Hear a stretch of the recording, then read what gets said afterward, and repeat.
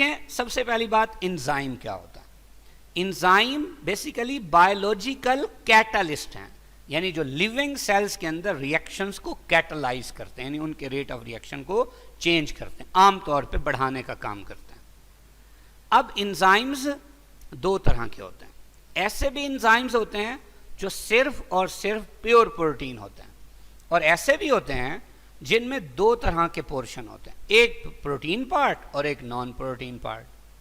अब जो pure protein वाले एंजाइम है उनमें जैसे पेप्सिन है या ट्रिप्सिन, जबकि वो एंजाइम जिनमें प्रोटीन पार्ट और नॉन प्रोटीन पार्ट दोनों होता है, उनमें से प्रोटीन पार्ट को कहते हैं एपोएंजाइम, जबकि नॉन प्रोटीन पार्ट को कहते हैं कोफैक्टर।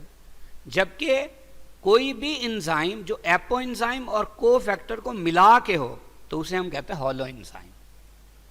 अब जो कोफैक्टर है इसका काम क्या है? इसका काम एंजाइम और सबस्ट्रेट में ब्रिज का काम करना है, या ये बेसिकली कैटालाइसिस के लिए केमिकल एनर्जी का सोर्स होता है। कौन भला? कोफैक्टर। अब कोफैक्टर जो है इसकी दो टाइप्स होती है। ऐसा भी हो सकता है जो लूजली अटैच्ड हो, किसके साथ? एंजाइम के साथ, और दूसरा प्रोटीन पार्ट के साथ। ऐसा भी होता है जो परमानेंटली या कोवेलेंटली अटैच्ड हो। अब जो लूजली अटैच्ड होता है उसकी दो किस्में होती हैं।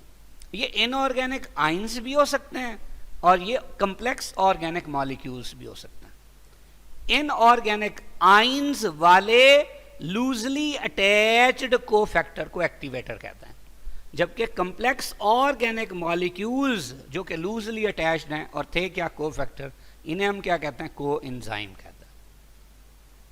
एक्टिवेटर में जैसे Fe+2 क्रोम ऑक्सीडेज है, Zn+2 कार्बोनिक एनहाइड्रेज है, जबकि निकोटिनामाइड एडेनिन डाइन्यूक्लियोटाइड के अंदर निकोटिनामाइड विटामिन होता है जो कि कोएंजाइम के तौर पे काम करता है।